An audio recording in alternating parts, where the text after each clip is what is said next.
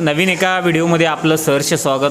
तसं मी आंतरराष्ट्रीय कुस्ती केंद्रामध्ये अगोदर पण बऱ्याचशा वेळा आलेलं आणि काही पैलवानांची आपण इंटरव्ह्यू पण मुलाखती घेतलेल्याच आहेत.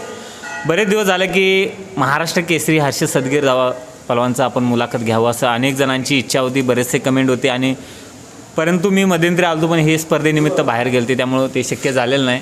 आज भेट झाली तर म्हणलं व्हिडिओच्या माध्यमातून बरंचसं काही कुस्ती क्षेत्राविषयी आपण त्यांच्याकडनं जाणून घेऊया. पहिलं प्रथम आपलं स्वागत की बहुमूल्य वेळ दिलात आपल्याला, खरोखर त्याबद्दल मनापासून आभारी आहोत आम्ही. नमस्कार.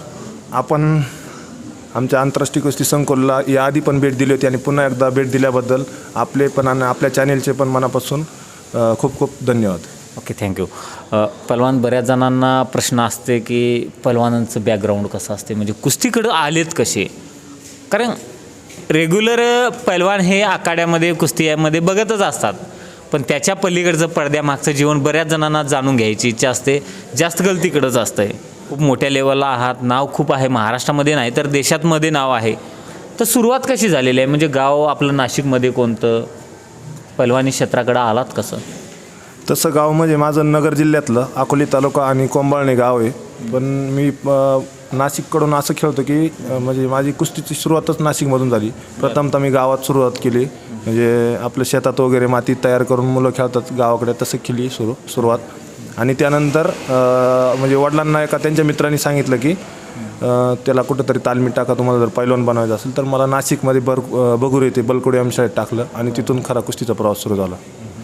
आणि त्यानंतर म्हणजे मला समजलं की मॅटची कुस्ती, मातीची कुस्ती कशी असते, आणि असं म्हणायला गेलं तर तिथूनच प्रवास सुरू झाला कुस्तीचा. नाही, मला वाटलं तुम्ही नाशिकचेच असणार, मला गाव पण माहीत नव्हतं तुमचं. पहिलं मला सांगा, या तालमीमध्ये कधी आलात, म्हणजे प्रवेश कधी घेतलं, कितव्या वर्षी कुस्तीला या ठिकाणी आलात? म्हणजे ज्यावेळेस बगूरला सुरुवात केली आणि 2008ला तिथं सुरुवात केली आणि तिथं एक 5-6 वर्ष थांबलं मी. आणि त्यानंतर तिथं कसं म्हणजे नाशिक साईड म्हणजे एवढं म्हणजे जेवढं पुणे कोल्हापूरला महत्त्व दिलं जातं, कोल्हापूर, सोलापूर, सांगली पैलवान क्षेत्रासाठी, तेवढं नाशिकमध्ये एवढी म्हणजे हे नाही, क्रेज नाही आहे जास्त. तरी म्हणजे मुलांना प्रोत्साहन देणारी काही मंडळी आहेत नाशिकमध्ये पण. आणि त्या नाशिकमध्ये म्हणजे मला जशी पाहिजे तशी प्रॅक्टिस मिळत नव्हती. आणि त्यानंतर म्हणजे तिथून मी निर्णय घेतला की काकासाहेब पवारांच्या तालमीत आपण राहिलो पाहिजे जर पैलवान क्षेत्रात नाव कमावायचं असेल तर. आणि 2015ला तसं मी इंडियन आर्मीत जॉईन झालो होतो. आणि इंडियन आर्मी जॉईन केल्यानंतर पण पुन्हा एक निर्णय वेगळा केला. या आर्मीला म्हणजे डिस्चार्ज दिला आणि तिथून मी निर्णय घेतला की काकासाहेब पवार तालमीत थांबायचं. आणि जर आपल्याला घडायचंच जर असेल तर आपल्याला एकमेव पर्याय की काका पवार तालीम. नाही, पैलवान बरेचसा लोक आहे की नोकरीसाठी प्रयत्न करत असतात आणि तुम्ही नोकरी लागलेली ती सोडली, ते कारण काय? म्हणजे प्रत्येकाचं आता म्हणजे नोकरी कोणाला म्हणजे म्हणजे भविष्यासाठी म्हणजे नोकरी पाहिजेच असते. आणि मला पण नोकरी मिळाली होती, माझ्यासाठी पण मला नोकरी महत्त्वाची आहेच. पण मी ज्यावेळेस आर्मीत गेलो तिथं मला म्हणजे त्यांच्या डिसिप्लिन खूप म्हणजे जास्त होतं. आणि आपल्या म्हणजे पैलवानकी क्षेत्रात मला फ्री राहण्याचं म्हणजे हे लागलं होतं, राहण्याची सवय लागली होती. आणि माझं टार्गेट पण वेगळं होतं तिथं, म्हणजे मला स्पोर्टमध्ये म्हणजे मी स्पोर्टमध्ये भरती नव्हतं झालो. त्यामुळं मग मी तिथून सोडण्याचा निर्णय घेतला आणि इथं 2016ला इथं मी काका पवार तालीमीत आलो. नाही, पैलवान आता बरेचसे आपल्या यात पैलवान आहेत की ते आर्मीमध्ये असूनसुद्धा आज करतात. आमचे कोल्हापूरचे संग्राम पाटील आहेत, पृथ्वीराज पाटील आहेत. ह्या लोकांना म्हणजे कधी बंधन नाही आले कुस्ती याच्यामध्ये, म्हणजे तुम्हाला असं काय आलं की अडचण, बाबा तुम्हाला नोकरी सोडावं असेल वेळ आली? म्हणजे आर्मीत पण असे म्हणजे भरपूर वेगवेगळे सेंटर आहे की त्या ठिकाणी म्हणजे स्पोर्टला म्हणजे खूप महत्त्व दिलं जातं. आणि तसे ते त्या सेंटरमध्ये भरती आहे, जसं SI सेंटर असेल पुण्याचं किंवा बेळगावचं असेल मराठा इन्फंट्री. त्या ठिकाणी म्हणजे स्पोर्टमॅन म्हणजे कुस्तीचा खेळाडूंना भरपूर म्हणजे स्कोप दिला जातो की तुम्ही फक्त आमच्या रेजिमेंटचं, आमच्या युनिटचं नाव करा, तुम्हाला वाटेल तिथं प्रॅक्टिस करा. तसं माझं नव्हतं. मी एक रेग्युलर भरती होतो, स्पोर्टमध्ये भरती नव्हतं, फक्त भरती म्हणजे बाकी रेग्युलर भरती झालो. त्यामुळे मला तिथं जास्ती हे भेटत नव्हतं, स्कोप सवलत मिळत नव्हती तिथे. त्यामुळे निर्णय घेतला की मी नोकरी सोडली पाहिजे. आता पैलवान कौटुंबिक पार्श्वभूमी कशी आहे, म्हणजे आईवडील शेती करतात का नोकरी व्यवसाय वगैरे? म्हणजे तसे आईवडील शेतीच करताना वडिलांना म्हणजे हे माध्यमिक शाळेत क्लर्क म्हणून आहे. तर भाऊ आहे UPSC करतो आहे भाऊ, मग आजोबा आहे आणि बाकी चुलती आणि 2 चुलत भाऊ, बहीण नाही मला. एकत्र परिवार सर्व. आता पैलवान बनणं पण सोपं नाही. आता या महागाईच्या काळामध्ये खूप खर्चिक बाग आहे. मग त्यावेळेस असं कसं अडचण आलेली नाही का? पैशाचा पुरवठा कसा व्हायचा? नाही, तसं बघायला गेलं तर पहिल्यापासून खूपच म्हणजे पैलवान क्षेत्रात आल्यापासून पैशाची अडचण आहे. पण तसं कधी वडिलांनी दाखवून दिलं नाही. म्हणजे जर त्यांनी एकच ठरवलं होतं की बनवायचं आहे तर मग पैशाचा विचार केला पाहिजे नाही. मग त्या ठिकाणी मग काय पण काय पण करायची तयारी असली पाहिजे. आणि त्यानंतर सगळ्यात महत्त्वाचा काळ होता तो कोरोनाचा, या मागचे 2 वर्ष. त्या काळात पण म्हणजे वडिलांनी बघितलं नाही की मुलाला म्हणजे कमी पडलं पाहिजे. त्याच्या आधीच महाराष्ट्र केसरी झालं होतं आणि महाराष्ट्र केसरी आधी व्हायच्या आधी पण म्हणजे मी काय असं मैदानी कुस्त्या खेळत नव्हतो, पण घरून पूर्णपणे सपोर्ट होता की म्हणजे आपले पैशाचा विचार तू करू नको किंवा नोकरीचा, पण आपल्याला म्हणजे महाराष्ट्र केसरी किंवा इंटरनॅशनल लेवलचं पैलवान व्हायचं आहे आणि ती तशी तयारी करत राहा. पण मला सांगा, महाराष्ट्र केसरी तुम्ही अगोदर झालेला आहे, त्यामुळे तुमचं एक नाव चर्चेत आहे, खूप मोठं नाव आहे महाराष्ट्रामध्ये. आणि यावर्षी पण लोकांना आशा होती तुमच्यावर, खूप मोठी आशा होती. लोक बोलून पण दाखवत होते की पलवान हर्षद सदगिरे यावर्षीचे महाराष्ट्र केसरी होतील. काय सांगाल एकंदरीत या अंदाजा लोकांचा आणि तुमचं जे प्रयत्न आहे, शेवटपर्यंत तुम्ही चांगला प्रयत्न केला नाही असं नाही, पण शेवटी नशिबाचा भाग आहे. अगोदरची महाराष्ट्र केसरी झाला तुम्ही, त्याचा अनुभव काय होता? म्हणजे तसं बघायला गेलं तुम्ही म्हणजे कुस्तीत हारजीत चालूच असते, पण तो एक दिवस असतो की त्या दिवशी कधी म्हणजे शरीर चालत नाही म्हणा, किंवा मग त्या आपण आता शेवटी नशिबाचा भाग 1% म्हटलं पाहिजे आणि मेहनतीचा भाग 99% म्हटलं पाहिजे. तर मी समजतो की माझी मेहनत कुठंतरी कमी पडली आणि 1%मध्ये माझं नशीब नव्हतं. आणि म्हणजे त्या दोन्हींचं एक हे झाल्यामुळं म्हणजे मला तिथं पराभव मानावा लागला आणि तो पराभव मी मान्य केला. आणि नक्कीच त्याची पराभवाची मी परत 2022च्या महाराष्ट्र केसरी स्पर्धेत म्हणजे माझी चाहत्यांची इच्छा पूर्ण करेल तशी तयारी पण आता चालू आहे. नक्कीच. आणि तुम्ही महाराष्ट्र केसरी कधी झालेलं? मी 2019-20चा महाराष्ट्र केसरी झालो होतो. कशी तयारी केली आहे त्यावेळेस? म्हणजे कारण की त्यावेळेस पण टफ असे पलवान होते तुमच्यासोबत. कोणासोबत फायनलला लढत होती?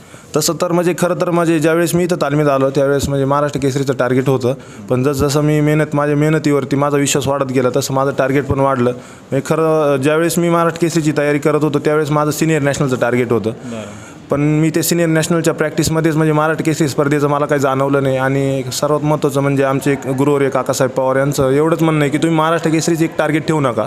इंटरनॅशनल पैलवान म्हणजे एशियन चॅम्पियन असेल किंवा वर्ल्ड चॅम्पियनशिप ऑलिम्पिकचं एक तुमचं स्वप्न ठेवा, तेव्हा तुम्हाला कुठंतरी एक महाराष्ट्र केसरी स्पर्धा म्हणजे तुम्ही सहजपणे जिंकू शकता. म्हणजे तसं आमचं टार्गेट इंटरनॅशनल लेवलचंच आहे. एक महाराष्ट्राची मानाची स्पर्धा आहे म्हणून दरवर्षी आपण ती स्पर्धा लढतो आणि प्रत्येक पैलवानांचं आपल्या महाराष्ट्राचे ते पण स्वप्न आहे की महाराष्ट्र केसरी बनावं आपण. म्हणजे माझं यातून पण अजून एक पण म्हणणं आहे की प्रत्येक पैलवानी महाराष्ट्र केसरीच नव्हेच तर एक महाराष्ट्राला एक आपल्या देशासाठी महाराष्ट्राचा प्लेअर खेळेल एवढं स्वप्न ठेवावं आणि तशी तयारी करावी. नाही खरं आहे. आणि पहिला मी बऱ्याचदा बघतो की तुमचं जे कला आहे ना, मैदानी खेळापेक्षा आपल्या लाल मातीच्या जे यात्रेत मैदानं होत्या त्याच्यापेक्षा कल तुमचं इंटरनॅशनल लेवलला मॅटवरच्या प्रॅक्टिसला जास्त भर दिसते माझ्या वैयक्तिक अनुभवातनं. काय कोणत्या दृष्टीनं बघताय तुम्ही? याच्यापेक्षा तुम्हाला मॅटवर आंतरराष्ट्रीय लेवलला खेळायला बरं वाटते का मैदानी खेळामध्ये वाटतं? नाही, तसं जर म्हणजे कुस्ती दोन्ही पण आवडते मला. म्हणजे मातीतली कुस्ती पण आवडते आणि मॅटवरची पण. मॅटवरचं टार्गेट एकच आहे की आपण कुठंतरी महाराष्ट्रापुरतं अवलंबून नाही राहिलं पाहिजे, कारण एक महाराष्ट्र केसरी स्पर्धा म्हणजे एक महाराष्ट्र राज्य लेवलची स्पर्धा आहे.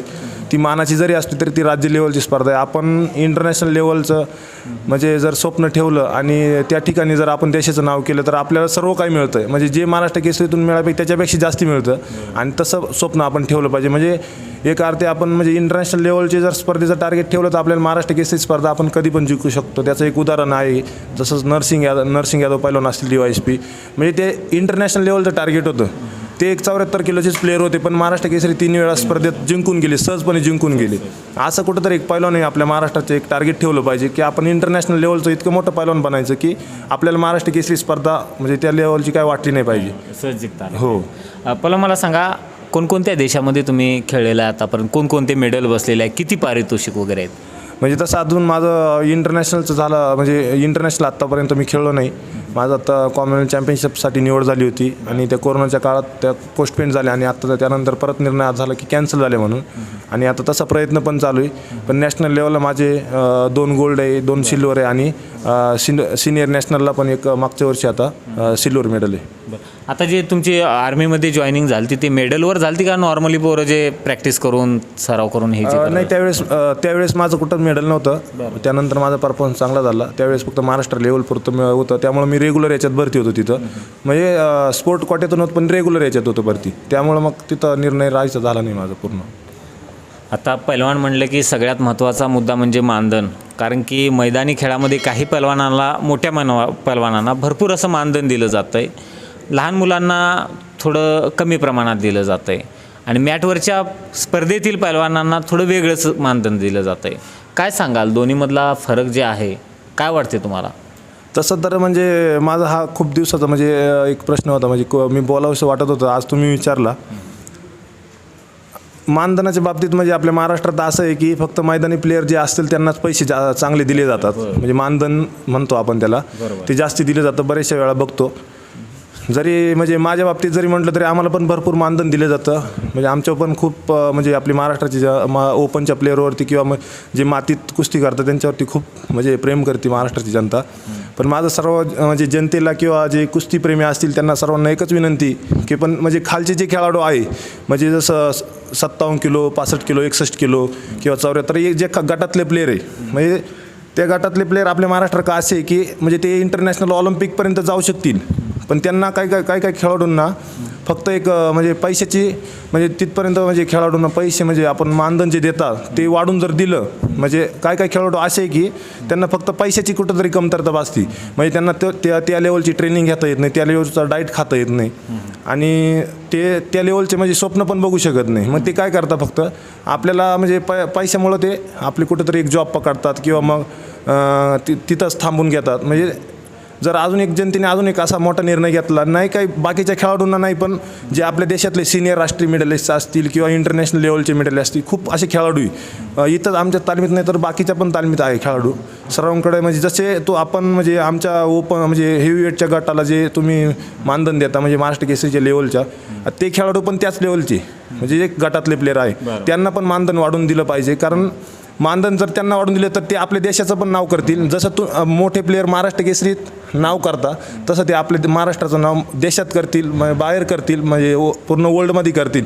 फक्त एवढंच म्हणजे सगळ्या महाराष्ट्राला विनंती की जे आपले सिनियर मेडलिस्ट असतील महाराष्ट्रातले किंवा इंटरनॅशनल प्लेयर असतील गटातले, म्हणजे एक उदाहरण आमच्या तालमीतले देतो, असतील ज्योती बाटके असतील किंवा नामदेव कोकाटे असतील, म्हणजे असे भरपूर प्लेयर आहे बाहेरचे असतील, म्हणजे असे सौरभ पाटील वगैरे, म्हणजे भरपूर प्लेयर असे, परत विजय पाटील असतील, म्हणजे असे भरपूर आहे, सोनभाऊ गोंगाणे असतील. म्हणजे या प्लेयरांना खूपच मानधन म्हणजे जे आमच्या म्हणजे जे हेवीवेटचे पैलवान आहे त्यांच्यापेक्षा खूप म्हणजे खूप तफावत आहे. म्हणजे 10 ते 20 असं तफावत आहे. यात कुठं ताळमेळ बसवावा आणि त्या पैलवानांना पण जर आपण मानधन वाढून दिलं तर म्हणजे नक्कीच ते कुठंतरी आपल्या महाराष्ट्राचं नाव या जगात करतील, एवढीच विनंती करतो नाही का. पहलवान तसं माझ्या याच्यानुसार तर बऱ्यापैकी मान दिलं जातं 1 नंबरच्या पहलवानाला. आता बरेचशी यात्रा कुस्ती होत्यात, 1 नंबरच्या पहलवानांना बॅनर्सवर आकडे असतात 1 लाख, 1.5 लाख, 2 लाख, 3 लाख, काहींचे 50,000. पहलवान मला ह्या गोष्टी मला बऱ्याचदा खटकलेल्या आहेत की 2 लाख 3 लाख जे आकडे असतात जाहिरातीवर, खरंच तेवढी रक्कम पहलवानांना प्रत्यक्षात मिळते का? आता 1 लाख जर किंमत टाकली असेल तेवढी पहलवानापर्यंत पोचते काय? म्हणजे खरं तर माझ्या बाबतीत असं कधी घडलं नाही की रक्कम वेगळी टाकली आणि रक्कम मला वेगळी दिली, असं कधी घडलं नाही. पण असं बऱ्याच ठिकाणी मी पण ऐकलेलं आहे की रक्कम एक टाकता आणि पैलवानांना एक देता. असं म्हणजे कृपया करू नये, कारण पैलवानकीची पण म्हणजे कुठंतरी आपण इज्जत राखली पाहिजे सर्वांनीच. जे काय आहे ते खरं आपण मानधन पैलवानांना दिलं पाहिजे. बाकीच्या जनतेला पण कळालं पाहिजे की नेमकी पैलवानांना किती पैसे भेटतात. काय ज्यांना पैलवानकी कळत नाही त्यांना असं वाटतं की पैलवानांना खूप पैसे भेटतात, खूप काही भेटतं, त्यामुळे बाकीचे पण त्यांच्याकडे लक्ष देत नाही. मग तसं काही केलं गेलं नाही पाहिजे. आणि जे काय चुकीचा मेसेज महाराष्ट्राच्या पैलवानकीचा गेला नाही पाहिजे. जे काय असेल ते म्हणजे जे रिअल केलं, खरं केलं पाहिजे. आणि याच्या आधीचा जो प्रश्न होता त्या बाबतीत म्हणजे मी असं म्हटलं नाही की ओपनच्या प्लेयरला कमी द्या आणि ज्या म्हणजे जे असतील महाराष्ट्राचे हेवीवेटचे पैलवान त्यांना कमी द्या आणि जे खालच्या प्लेयर गटातले असतील त्यांना वाढून द्या. कुठंतरी दोघांचा ताळमेळ बसला पाहिजे आणि ते पण म्हणजे मोठ्या लेवलचे पैलवान बनतील असं. नाही, खरोखर आहे. तुम्ही म्हणल्याप्रमाणे इंटरनॅशनल लेवलचे पलवान ते पण महत्त्वाचे आहेत. ते वजनानं कमी आहे म्हणून त्यांना रक्कम देणं कमी चुकीचं आहे, कारण की ते पण तेवढीच चांगली उत्तम अशी कामगिरी करतात, कारण देशासाठी करतात. खरोखर त्यांना पण जे हेवी वेटचे पैलवान आहेत, 1 नंबर 2 नंबरचे पैलवान आहेत, त्या पद्धतीनंच त्यांना कुठेतरी दिलं पाहिजे. तसं म्हणजे माझा म्हणायचा अर्थ का होता, तसं बघायला गेलं तर दोघांचा खुराक सारखाच आहे. जरी वजन किंवा म्हणजे वजन गटात फरक असला तरी खुराक सारखाच आहे. म्हणजे जवळपास तितकाच खर्च येतो. एक तर 4-5 हजाराचं इकडं तिकडं होत असेल, पण खर्च जवळपास तेवढाच येतो, कारण त्यांना पण वजन तेवढं मेंटेन करावं लागतं. 4-4, 5-5 किलो वजन उतरावं लागतं. त्यावेळेस त्यांची बॉडी त्यांना मेंटेन करावं लागते किंवा सर्व काही भरपूर गोष्टी अशा त्या बाबतीत. उलट पलवान मला वाटते जे इंटरनॅशनल पलवान त्याला जास्त खर्च येणार, कारण की ट्रॅव्हलिंग करणं सोपं नाही, बाहेरच्या देशात जाणं सोपं नाही. आपण काय मैदानी खेळ आपण इथल्या महाराष्ट्र भारतात खेळतोय, परंतु उलट त्यांना जास्त खर्च आहे ना. विजा आलं, पासपोर्ट आलं, खर्च आलं, कारण तिथले मेडिकल आलं, सगळ्या गोष्टी जे सुखसुविधा आहेत ते बाहेरच्या इकडे महाग असणार आहेत. काय म्हणा ते तर म्हणजे त्या बाबतीत जर विचार करायला गेलो तर इंटरनॅशनल लेवल पैलवानांसाठी म्हणजे त्याच्या म्हणजे आता जसं आपण एक उदाहरण घेऊ, बजरंग पुनिया एवढ्या लेवलपर्यंत जातो, म्हणजे त्याच्या मागं तेवढी म्हणजे एक टीम आहे. एक डॉक्टर असेल, फिजिओ असेल, म्हणजे त्याचे कोचेस असेल, म्हणजे तेवढी आपल्या म्हणजे महाराष्ट्राच्या एखाद्या पैलवानाला जर दिली तर आपले पण महाराष्ट्राचे पैलवान तेवढ्या लेवलपर्यंत पोहोचू शकतात. पण जर टीम त्याला तयार करायची, तेवढं त्याला म्हणजे स्पॉन्सरशिप पण पाहिजे असते आणि तेवढ्या म्हणजे त्याचा मागे पैशाचा पाठबळ पण पाहिजे असतो.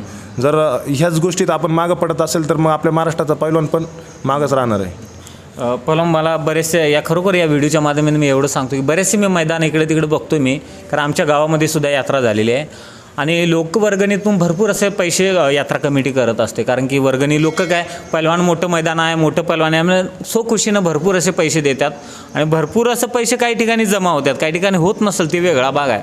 परंतु ते खर्च जे केलेला आहे पैलवानांसाठी, आता 1 नंबरचा पैलवान यायचा म्हणल्यानं बरेचसे लोक बिनधास्तपणे पैसे देतात, परंतु तेवढं खर्च त्या पैलवानावर मला वाटतं होत नाही.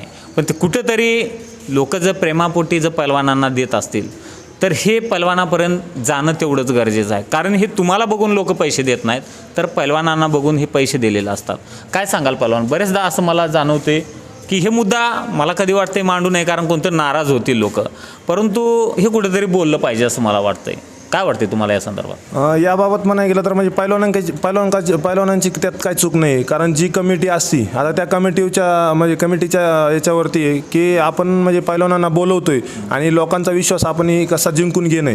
म्हणजे जर आपण लोकांकडून जर 1-2 लाख रुपये वर्गणी गोळा करतोय आणि पैलवानांना 1 लाख रुपये देतो, तर ती पैलवानांची चूक नाही, म्हणजे ती कमिटीची चूक आहे. तर त्या कमिटीने ठरवलं पाहिजे की आपण लोकांचा विश्वास तोडला नाही पाहिजे आणि जे काय असेल ते पैलवानकीसाठी पूर्णपणे खर्च केला पाहिजे. आणि जर असं कुठं होत असेल तर आम्हाला म्हणजे आम्ही पैलवानकी क्षेत्रात असल्यामुळे आम्हाला पण जास्ती बाहेरचं कमिटीतलं म्हणजे किंवा गावाकडचं कळत नाही, आम्ही डायरेक्ट म्हणजे कुस्तीलाच जातो, मग त्यामुळे आमचा कमिटीशी काही संबंध येत नाही. पण जर असं कुठं होत असेल तर कृपया तसं करू नका, कारण म्हणजे पैलवानकीसाठी जेवढा खर्च जास्तीत जास्त करता येईल तेवढा करा, हे सगळ्या जनतेलाच आव्हान राहील. आणि असं कुठं म्हणजे चुकीचा मेसेज पण जाऊन देऊ नका की पैलवानच त्यांना सामील असतात किंवा काय, असं होऊन देऊ नका. पैलवान, आता महाराष्ट्र केसरीची पण थोड्या दिवसामध्ये तारीख डिक्लेअर होईल. आता हे वर्ष तर गेलेलं आहे आणि बऱ्यापैकी आता पैलवान जोमाने तयारीला लागलेला आहे.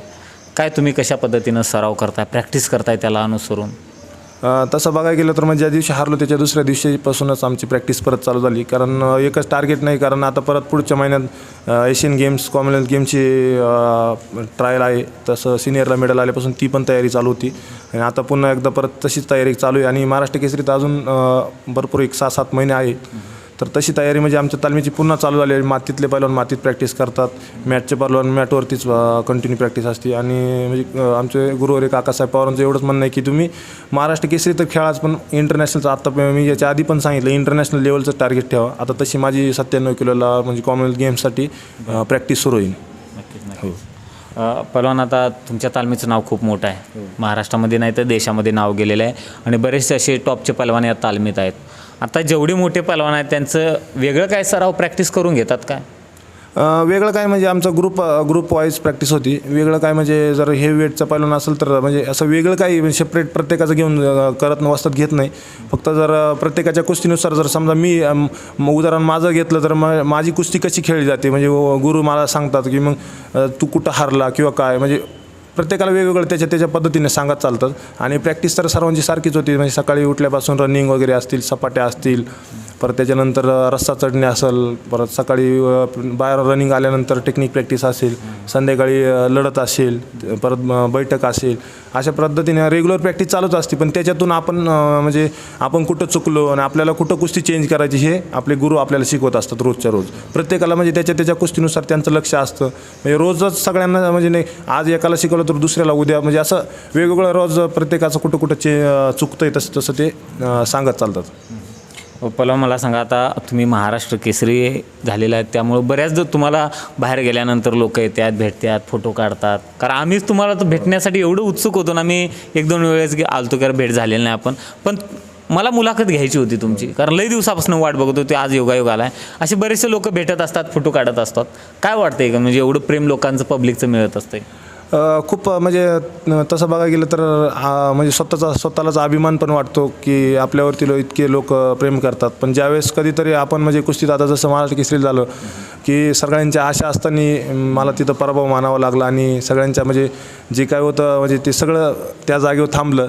पण त्यावेळेस पण वाईट वाटतं की आपल्याकडून इतकी म्हणजे अपेक्षा करतात, आपण त्यांच्या अपेक्षा पूर्ण करू शकलो नाही. म्हणजे खूप एक अभिमान वाटाव्यासारखी अशी गोष्ट. आणि प्रत्येक पैलवानांच्या आयुष्यात अशी म्हणजे प्रत्येकाचा दिवस आला पाहिजे की आपले चाहते आपल्याजवळ येऊन फोटो काढावेत, व्हिडिओ म्हणजे काढावेत, म्हणजे असं आला पाहिजे प्रत्येकाच्या आयुष्यात. अभिमान वाटावा अशी कुठला तरी क्षण असावा. कोल्हापूरचे सुपुत्र पैलवान पृथ्वीराज पाटील महाराष्ट्र केसरी झालेले आहे. जास्त वय पण नाही आणि तब्येत पण नाही, म्हणजे नॉर्मली पैलवान वाटतो, म्हणजे कमी वयातला लवकर महाराष्ट्र केसरी झालेला आहे. आणि त्यांच्या माध्यमातून कोल्हापूरला 20-22 वर्षानंतर महाराष्ट्र केसरीची गदा मिळालेली आहे. काय सांगाल, तुम्हाला वाटलं होतं का एवढा लहान पैलवान महाराष्ट्र केसरी होईल आणि काय वाटलं होतं तुम्हाला? म्हणजे महाराष्ट्र केसरीच्या इतिहासात आजपर्यंत असं कोणी सांगू शकलं नाही की महाराष्ट्र केसरी कोण होईल. पण म्हणजे आपण याच्या आधी पण म्हटलो की ज्याची मेहनत आणि ज्याचे नशिबात ते म्हणजे असतं त्याला ते भेटूनच जातं. तसंच पृथ्वीराजच्या बाबतीत म्हणावं लागेल, त्याचे कष्ट पण भरपूर होते. आणि म्हणजे आता मी 2 महिने म्हणजे त्याआधी तर आम्ही सोबत नव्हतो कधी, पण कॅम्पमध्ये आम्ही दोघं सोबत होतो. तर त्यावेळेस म्हणजे त्याचे कष्ट पण होते आणि त्याला इंटरनॅशनल लेवलच्या स्पर्धेचा अनुभव पण होता. त्या अनुभवाच्या जोरावरती आणि त्या कष्ट त्याचे सर्व एक म्हणजे सूत्र जमल्यासारखं आणि त्याला ती महाराष्ट्र केसरीची गाथा सहज मिळून गेली. खरोखर आहे. पहिला मला सांगा, एकंदरीत आज तुमची तब्येत वगैरे किती, उंची किती आहे, वय किती आहे, वेट किती आहे ते सांगितलं तर बरोबर. माझी उंची जवळपास 6 फूटच्या आसपास आहे आणि वजन आत्ता 102 किलो आहे. तुम्हाला कुस्ती खेळताना उंचीचा काय फायदा होतो का? कारण की नॉर्मली बाकीच्या पैलवांपेक्षा तुमची उंची थोडी जास्त आहे, त्याचा काय फायदा होतो? नाही, फायदा होतोच. आणि पहिली गोष्ट म्हणजे मी पहिले थोडं ग्रीक रोमनकडे जास्त माझा भर होता आणि त्यानंतर मी थोडं 2017 नंतर फ्रीस्टाईलकडे म्हणजे माझं हे झालं आणि माझे ग्रीक रोमनचा पण मला फायदा होतो आणि आता फ्रीस्टाईलचं पण चांगला फायदा होतो. आणि हाईटचा पण प्रत्येकाला म्हणजे त्याच्या म्हणजे कुस्तीच्या टेक्निकवरती म्हणजे कुस्तीच्या मुवमेंटवरती प्रत्येकाला फायदा होतच असतो. महाराष्ट्र केसरीसाठी तुम्हाला सगळेच पैलवान चांगले खेळलेले आहेत, सगळेच. तर खरोखर या ठिकाणी थोडा हिरो ठरला म्हणजे प्रकाश बनकर कोल्हापूरचा. कारण की जे समोरचे जे पैलवान होते सगळे मोठे पैलवान होते. कारण महाराष्ट्र केसरी टप लेवलचे पैलवान आपले महेंद्र गायकवाड पण होते, पृथ्वीराज मोहोळ पण होते, परत बाला रफी शेख पण होते. काय सांगाल त्यांच्याबद्दल 2 शब्द? म्हणजे यावर्षी म्हणावं तर मॅटपेक्षा जास्ती सगळ्यांचाच कल असा होता की मातीत जास्ती कॉम्पिटिशन आहे आणि खरंच तसं होतं. कारण मातीतले सर्वच हेवीवेटचे म्हणजे सगळ्यात जास्ती हेवीवेटचे पैलवान मातीतून खेळले होते. त्यात असेल महेंद्र गायकवाड असेल, युवा मल्ल ज्याचं राष्ट्रीय स्पर्धेत ज्युनियर राष्ट्रीय स्पर्धेत सुवर्णपदक आत्ताच आलं होतं, त्यामुळे सगळ्यात जास्त आशा त्याच्याकडून पण लागल्या होत्या. त्यानंतर सिकंदर शेख होता, म्हणजे सिकंदर शेख पण एक अनुभवी मल्ल आणि एक म्हणजे पूर्ण देशात त्याचं आत्ता सध्या नाव चालू आहे. आणि माऊली जामदाडी पण होता, म्हणजे माऊली जामदाडीचा पण खूप दिवसाचा अनुभव आहे. परत बालारफिक शेख जो महाराष्ट्र केसरी, त्यांचा पण खूप मोठा अनुभव आहे आणि वजन पण खूप आहे त्यांचं, म्हणजे वजनाच्या मानाने बघायला गेलं त्यांचं वजन पण खूप आहे, ताकद. परत असतील पृथ्वीराज मोळ असेल, परत म्हणजे त्यानंतर असेल प्रकाश बनकर. म्हणजे प्रकाश बनकरचं वजन कमी असताना आणि म्हणजे कुठं म्हणजे नाव तर होतंच त्यांचं, पण जे यांचं म्हणजे सिकंदर असेल, महेंद्र गायकवाड असेल, माऊली जामदाडे असेल, त्यांच्यापेक्षा थोडं म्हणजे चर्चेला जात होतं खाली. तर म्हणजे त्यांनी प्रकाश बनकरनी पण अशा कुस्त्या म्हणजे केल्या की म्हणजे प्रेक्षणीय कुस्त्या करत आणि त्याच्या मेहनतीच्या जोरावरती त्यांनी सगळ्यांनाच म्हणजे जवळपास पहिले असेल पृथ्वीराज मोहोळ, त्याच्यानंतर असेल बालारफिक शेख, त्याच्यानंतर असेल महेंद्र गायकवाड आणि सिकंदर शेख, म्हणजे सगळ्यात तुल्यबळ मल्लांना त्यांनी मातीतल्या हारवत उपमहाराष्ट्र केसरीचा मान मिळवणं म्हणजे खूप अभिमानास्पद एक गोष्ट आहे. आणि खरंच अभिमान पण वाटतो त्याचा, कारण एवढ्या मल्लांना एकाच स्पर्धेत हरवणं म्हणजे सोपी गोष्ट नाही. आणि सगळ्यात चर्चेचा विषय होता की पहलवान सिकंदर शेख, कारण की लॉकडाऊनमध्ये आपल्या इकडं काय कुस्ती स्पर्धा वगैरे काय नव्हती, परंतु तो पंजाब हरियाणा त्या भागामध्ये खूप नाव केलेलं आहे, खूप मोठमोठ्या पहलवानासोबत कुस्ती झालेला आहे. सगळ्यांना वाटत होतं की प्रत्येकाला वाटतंय आता काय मैदानी खेळावं, सिकंदर महाराष्ट्र केसरी होईल, हर्षद भाऊचं महाराष्ट्र केसरी होतील, पण त्या सिकंदर पहलवानला सुद्धा टफ फाईट दिली प्रकाश बनकरनं. ह्या सगळ्या गोष्टी आणि शेवटी कुस्ती आहे, हार जीत वगैरे सगळे होत असते आणि कोणत्या पहलवानांनी मनावर पण घेऊ नये, कारण जी कुस्ती आहे फक्त आखाड्यापुरतं मैदानापुरतं असावे, बाकीचं जे काय आहे ते रेग्युलर चालतच राहते. पहलवान आता एकंदरीत या भागामध्ये तुम्ही आहात, बरेचसे मैदानं प्रॅक्टिस चालू आहे, सगळं चालू आहे, मग यावर प्रॅक्टिस करताना परत स्पर्धेसाठी आपल्याला काही त्रास होत नाही का, म्हणजे खंड पडत नाही काय मैदानी खेळ असते वेळेस? हो, म्हणजे तसं बघायला गेलं तर जर आपण फक्त जर मैदानीच कुस्तीकडे लक्ष दिलं तर इकडच्या कुस्तीकडे खूप फरक म्हणजे खूप म्हणजे प्रॅक्टिसवरती खूप म्हणजे परिणाम होतो. कारण असं कधी काही काही मल्लांचं असं की फक्त कुस्तीला जाणं, तिकडंच फक्त कुस्ती करणं किंवा एक दोन दिवस तिकडंच घालवणं, हे जर होत असलं तर इकडं खूप म्हणजे प्रॅक्टिसचा म्हणजे मॅचचा आणि प्रॅक्टिसचा मातीचा खूप म्हणजे तफावत जाणवतं आहे. कारण मातीची कुस्ती 1 तास खेळून पण जितका दम नाही लागत, तितका मॅटची कुस्ती जर 6 मिनटं खेळून जर आपल्याला म्हणजे दम लागतो आहे, तर मग त्यामुळे प्रॅक्टिस पण आपली मॅटवरती किती पाहिजे पहिल्यांदा पण समजलं पाहिजे. आणि प्रॅक्टिसकडे पण म्हणजे मातीच्या कुस्त्या खेळत असताना प्रॅक्टिसकडे पण तितकंच लक्ष दिलं पाहिजे. आता मॅट आणि माती ह्या दोन्हीमध्ये खेळते, आहार आणि डाएटचा काही बदल करावा लागतो काय? नाही, तसा आहार आणि डाएटचा काही फरक नाही, दोन्हीकडे सारखाच म्हणजे घ्यावा लागतो. एवढंच का फक्त जर एखादा जर इंटरनॅशनल लेवलची तयारी करत असेल तर त्याला त्याचं वेट कमी जास्ती म्हणजे असेल ते म्हणजे मेंटेनन्स ठेवण्यासाठी त्याचा खुराकात थोडाफार फरक जाणवतो. आता तुमचं दिवसाचं कसं असते आहार वगैरे? सकाळी उठल्यानंतर म्हणजे आमचे सपाट्या रनिंग झाल्यानंतर प्रथम म्हणजे असतं लिक्विडमध्ये असतं मनुका जो असतो जो रिकव्हरीसाठी, त्यानंतर थंडाई असते म्हणजे, आणि नाश्त्यात अंडे, ब्रेड किंवा मग म्हणजे आमलेट वगैरे म्हणजे रोजचं वेगवेगळं असतं. तुम्ही स्वतः बनवताय स्वयंपाक वगैरे चपाती? मी स्वतः नाही बनवतो, आमचे पार्टनर आहे आणि ते बनवतात स्वयंपाक. व्यायामाचं वगैरे काय दिवसाचं कसं, आठवड्याचं कसं असते तुमचं? आठवड्याचं म्हणजे जर सोमवारपासून आपण धरलं तर सोमवारी जर संध्याकाळी जर लढत झाली तर मंगळवारी टेक्निक प्रॅक्टिस होती. रोज लढत आपण करू शकत नाही, कारण रोजच तेवढी ताकद लावू शकत नाही.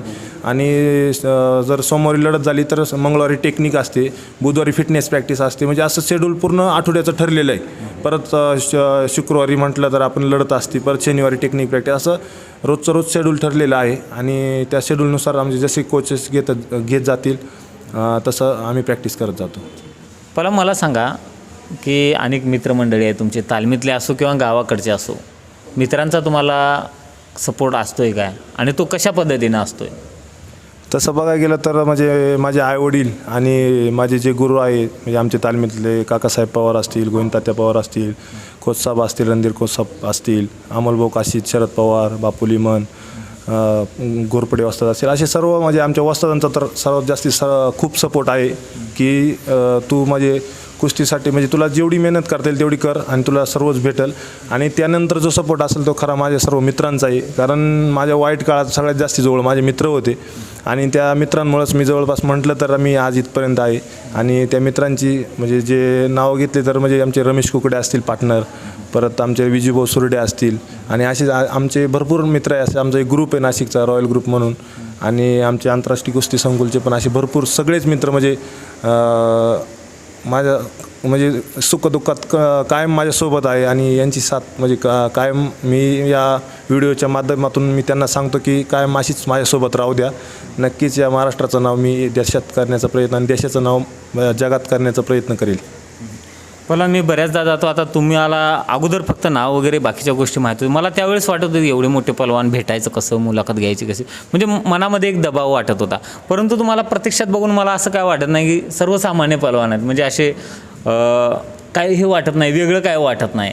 हे जो स्वभाव आहे असं का हो, म्हणजे प्रत्येक पलवान बघतो, तुम्ही म्हणून तुम्हीच नाही, प्रत्येक पलवान हे साधा सिंपल असतोय, मनमिळावा असतोय. याचं कारण काय?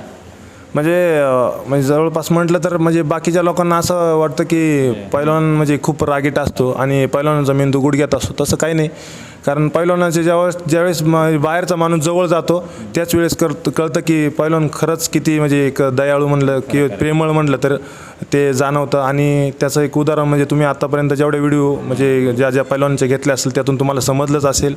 आणि असं काही नाही की म्हणजे महाराष्ट्र केसरी झालं म्हणजे किंवा इंटरनॅशनल पैलवान झालं म्हणजे त्या लेवलचं राहणं आणि छोट्या लोकांना विसरून जाणं, तशी काही गोष्ट माझ्याकडून पण होणार नाही, आमच्या पैलवानकी क्षेत्रात कोणाकडून होणार नाही हीच अपेक्षा करतो. पलवान आपण बरेचसे व्हिडिओज बघतोय, मला माहीत पण नव्हतं की तुम्ही व्हिडिओ बघताय, परंतु तुमचे पार्टनर आहेत, रूम पार्टनर कोणी मला नाव लक्षात येत नाही, महाराष्ट्र केसरीला साताऱ्यामध्ये भेट झालेली, ते म्हणले की तुम्ही व्हिडिओज बघताय. काय खरंच तुम्ही व्हिडिओ बघताय का आपले, आणि कसे वाटतात? हो, बघत असतो, कारण तुम्ही या यूट्यूब चॅनलच्या माध्यमातून म्हणजे एक आमच्या कुस्ती क्षेत्रातला म्हणजे एक नवीन वळण आणण्याचा प्रयत्न करताय. सगळ्या लोकांना पण तळागाळाची पैलवानांची माहिती आपल्या चॅनलच्या माध्यमातून पूर्ण महाराष्ट्राला आणि देशाला जाते. तर खरंच खूप अभिमान पण वाटतो आणि आम्ही कायम आपल्या चॅनलला म्हणजे बघत असतो आणि असेच आपण अनेक पैलवानांच्या म्हणजे या व्हिडिओच्या माध्यमातून महाराष्ट्राच्या जनतेपर्यंत गरीब घरातील आणि सर्वसामान्य पैलवानांना आपण पोहोचवावं हीच माध्यमातून आपल्या चॅनलला करतो. नक्कीच मंडळी, आपण अनेक असे पैलवान आहेत, आपण मुलाखती घेत असतो आणि जे प्रेम जे मिळतं इथं ते बाकीच्या कुठल्याच याच्यात मिळणार नाही क्षेत्रामध्ये.